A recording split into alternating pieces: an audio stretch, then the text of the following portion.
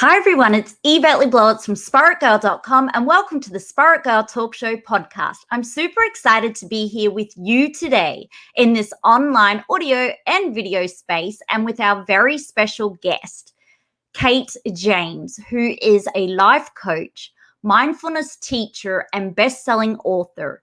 Kate James is the founder of Total Balance, and she offers business, career, and life coaching to leaders and creative and wellness business owners. So Kate has just launched her brand new book, thanks to Pan McMillan, and it's come out. Kate, congratulations on your brand new book, Changing Your Thinking to Change Your Life. I've read it, I've picked up a copy, and I love it. So I'm super grateful to share you with our Spirit Girl Global audience today. Thanks so much for having me, Yvette, and I'm glad that you love the book. Yeah, I've been waiting for your book to come out because, as you know, you are one of our greatest Australian mindfulness coaches. And really a pioneer in mindfulness, because when you started out in mindfulness, which we'll dive into, we didn't really know what it was or what it was for. But are you happy to tell our audience a little bit about yourself and how this whole mindfulness journey unfolded? Yeah, sure. I was lucky, really, in the sense that I had come to meditation. I'd always been drawn to alternate things from the time I was a teenager. And I'd come to meditation in my early 30s when I was going through a pretty stressful time. My husband was out of work. And it was when meditation wasn't a big thing, but I had an inclination to it. I just felt that out of all the things that I could do that would help me to manage my anxiety while he was going through this stressful, or while we were all going through this stressful time, I thought meditation is going to be the thing that will help me the most. And I'd read a few books about meditation. There weren't many around then that were mainstream. There were lots of religious kind of meditation books. But I'd read a few books and I thought, it's something that I can try doing on my own. I tried the instructions in the book and I thought nothing's happening in my mind, which is actually what happens with a lot of people when they first start meditating. And so I enrolled in a course, which back then was Transcendental Meditation, which there's still courses around in what is called, also known as TM, and learnt to meditate myself. So that's almost 30 years ago now. And what I discovered in that was that within just a couple of weeks of doing this twice daily practice, 20 minutes in the morning, 20 minutes later in the day, I found myself not feeling as stressed with our kids. We had two little girls at the time who were 5 and 2. And even though my husband's situation hadn't changed, he still didn't have any work. He was freelancing in the film industry and there was just nothing around at that point in time. It was actually in the early 90s and there was a recession on. So nothing in our outer world changed, but the way that I felt changed dramatically. And so I'd had that practice myself. And then quite a few years later, I started my coaching business. I've been working for creative people doing business management stuff. And I I did a coaching training course, started this little business thinking this will just be a side project while I keep up my day job. Really, it was just sort of a love project. And started working with clients. And then people would say to me, what do you do to manage stress? Because people who were coming to me for coaching were going through some kind of change in their business.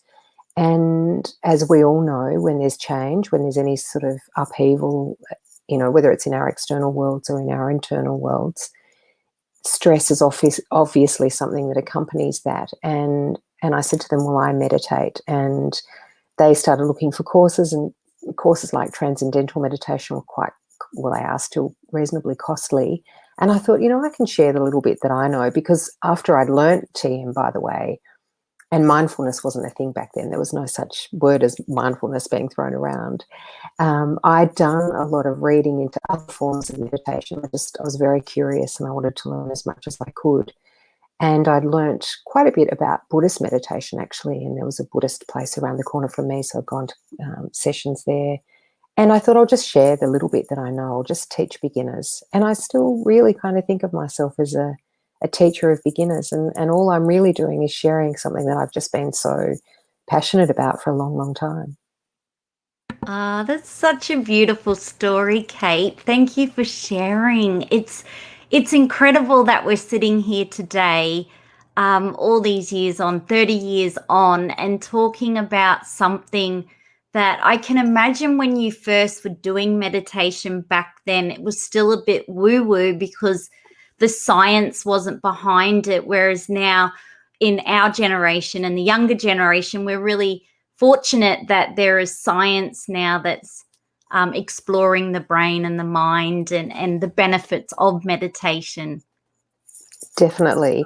And it worried me, actually, to be really honest. It worried me I had this coaching website where I was working with business people, and I eventually added meditation onto that site because not long after I started teaching individuals, people heard about it, and I'd have a corporate or, a bank or a bunch of lawyers contact me to ask me to teach corporate classes, those who were fairly forward thinking. And I was worried that if I put meditation on the website, people would think I was woo-woo. So I had to find a way to make it look like I was still pretty grounded and, relatively mainstream. But you're right, there was no science behind it. And it wasn't until quite a few years later when people like John Kabat-Zinn and Richie Davidson started to do research projects that it really began to gain, more credibility and more traction. Yeah, and it's fascinating, isn't it, that even though it's an ancient practice that's been around for so long, it quite often takes science to back it, where people openly accept it as a health and wellness practice. But Kate, I want to ask, with your book launching, Change Your Thinking to Change Your Life, that really grabbed me when I was on at the book, standing there in front of the books. For someone who hasn't grabbed a copy of your book yet, what does that actually mean, and what inspired you to even write your book? Well, I'll start with what inspired me to write the book, because I think that will give you a little bit of insight into what it's about as well. I was approached actually by Ingrid Olsen from Pam Macmillan, and she said to me, I had written a number of other books. I'd written 5 little books before this, and those books were just a series of sort of ideas that were designed to help people change in some way. The first of them was called Believe in Yourself and Do What You Love, and another one was about Be Mindful and Simplifying Your Life. And within those books, it was just a series of little tips. So they were books that people could pick up and flick through at any time. And Ingrid approached me and said, why don't you write a longer book and really share the work that you've been doing over the past 20 years? It's nearly 20 years since I started my business. And she actually came up with the idea of me sharing, well, we got together for a couple of coffees and then eventually dinner. And over dinner, we talked about in detail what we could include in this book. And it was her idea to imagine that you'd been sitting with me in the room. So I was doing these half-day sessions with clients, which I'm not doing at the moment. But a client would come and they'd sit with me for 4 hours, and we'd really just unpack a whole layer of things. And so I'll tell you why the title was that came out of that. But it was really, there's 2 sort of parts to my work. And one is very much about helping people to understand who they are, really getting to know the true essence of themselves. And then the next part is to help move them in the direction of the lives that they want. And so part of the change you're thinking in order to change your life is actually self-acceptance. It's not having to change yourself. So it's not changing yourself to change your life. It's really, a lot of it is changing your perception around how you see yourself, overcoming limiting beliefs, quietening down that inner critic, moving beyond your fears and so on. But with the idea, and in the first half of the book, this is what I talk about, with the idea that you do know who you are. Really at a very deep level, we actually all know ourselves, but what we often do is disown parts of ourselves or disown our true selves, and we go out in the world thinking that we've got to be different. So the change is really changing the way that you interact with who you are, at that very true level, and then seeing if you can take that authentic version of yourself out in the world to change your life. And changing your life might simply be the change in the way that you perceive yourself and your life. So it may be that you don't change huge things externally, but if you change the way that you interact with yourself, and maybe the people around you, or change some of your actions because of that sort of foundational ability to change how you perceive yourself, life can be very different. Oh, well, I'm so glad that you accepted the opportunity to sit down and write all that you have, because in the book you've got so many exercises to do. And I love how it really is like sitting down with you, working through it, but speaking to us direct as the reader, which I loved. But I love that you can do it at the convenience of in your own home, and when it's convenient to your own self. And I also loved how you shared beautiful quotes throughout, but also real life stories. You had the opportunity to share examples and stories, and that to me was really fascinating and interesting. And there was a part that I really loved, which was the self-kindness versus a self-judgment. So, Kate, when it comes to mindfulness, it's become a really big buzzword now. It's really popular. There's a lot of talk about it, but still a lot of confusion around what it is. So for someone who's brand new to mindfulness, can you explain to them what it is and how we can apply it to our day-to-day life? Sure. So in a nutshell, the simplest way to define mindfulness, I guess, is that it's about paying attention in the present moment, coming back to the present moment, interacting with the present moment from a place of mindful awareness, so really paying attention to this present moment, and as much as possible trying to interact with the present moment with no judgment. And that's the hardest bit, I think. The minute that we come back to the present moment, we notice things that we want to change, whether it's things about ourselves or things about our environment or things about other people.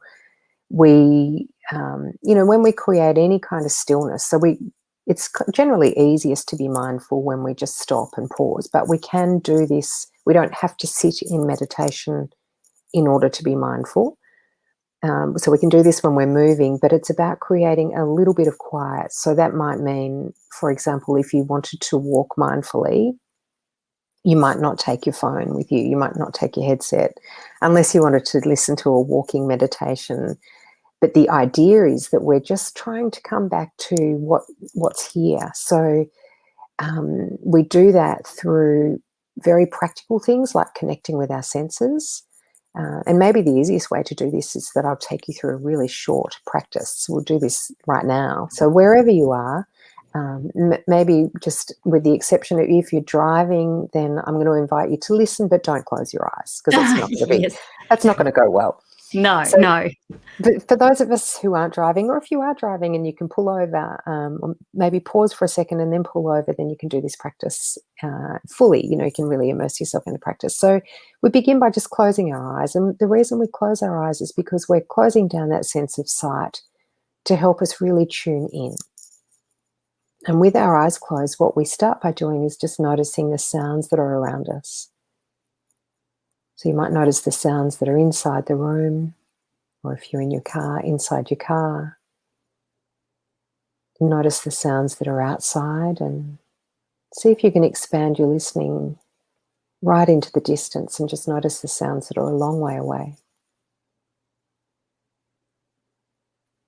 And as we start to notice sounds, this might not be the case for everyone, but it might be that you notice that there are some sounds that are favorable. So I can hear outside my room some birds singing, and I really love that sound.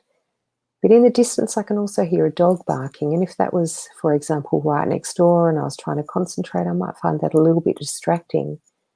But if I can just say they're just sounds, I don't need to add any labels, and I can just let them be there. This is what we call mindful awareness. We're just noticing what's going on around us, and we're not resisting in any way. And then we might connect with the experience of breathing. So just noticing where the breath is felt in the body. So we might notice that our chest moves a little bit, or maybe if we're able to breathe deeply, we can feel the breath going into the abdomen. And as we start to do these things, then we also notice that there's usually plenty of chatter going on in the mind. So the mind's jumping around. It's what some teachers call monkey mind. And again, we notice judgment coming in. So we say to ourselves, I want my mind to be quiet, or, I want to feel like I'm creating some inner stillness. But it's that resistance that often causes us the greatest challenge. So if we just let the mind do what it wants to do and just bring the awareness gently back to the breath, maybe for the next couple of breaths, just deepen the breath a little bit. And then the next thing that we can do is just notice how our body feels today. So we might notice whether there's any tension, maybe in the muscles across the forehead or around the eyes. Maybe some tightness in the jaw. Just see if you can soften the muscles in your face. And then let your shoulders drop away from your ears.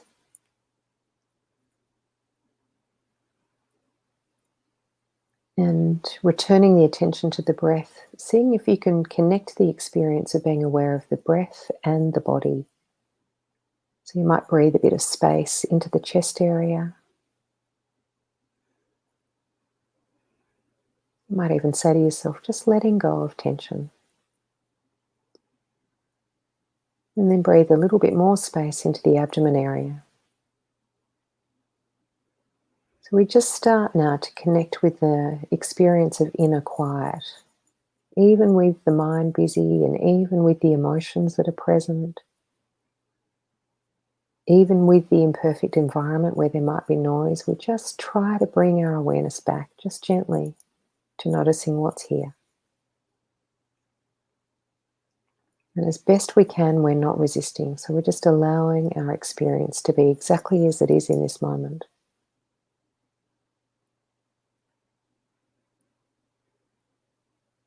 And so before we come out of the little mini meditation I've just done, just notice that when you can be here in this moment and allow things to be just as they are, there's less resistance like that. There's this creation of inner quiet. So it's good to wriggle your fingers and toes just to wake yourself back up again. So feel like you're just coming out of that little meditation, opening your eyes when you're ready.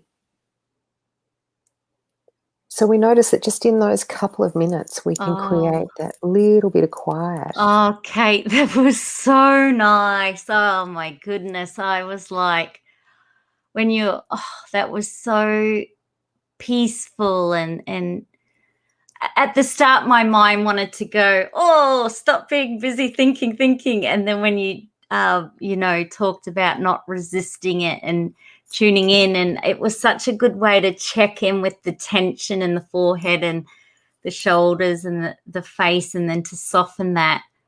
But even just checking in with our own breath, which we're breathing, and it's such a gift, but until we tune in, we can even forget that that's happening because we're so caught up in thought and doing. But that was so beautiful. Thank you, Kate. What a gift. My to-do list didn't exist then, and nor did anything to do with the pandemic or restrictions or any stresses on the external world, which is incredible.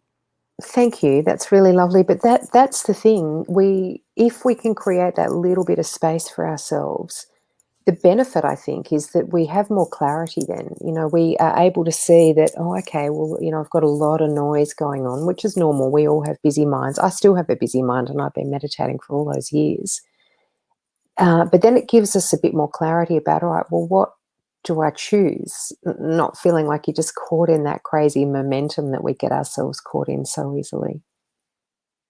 And I think you've just taught us to tune into notice sounds, but not to label them or or get emotion. So even if we are doing a meditation practice that you've just taught us, mindfulness practice, if we do hear some banging outside, it's good not to get frustrated and angry about that. We've got to just notice the sound.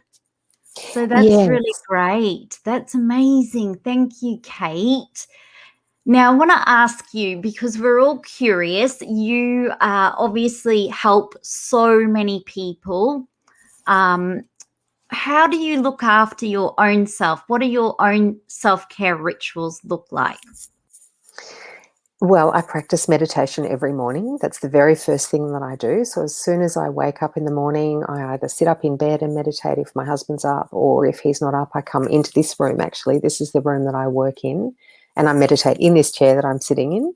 So I have a little bit of ritual around my meditation. I find that that really helps me to feel as though, okay, I'm in this spot or that spot where I really arrive. Some people might find that they don't need that they can meditate anywhere, but I personally like a little bit of ritual. And I always have breakfast, and after breakfast I go for a walk, and I'm very lucky in that I can walk out my door and I can go for a walk in nature. So my morning routine is very structured.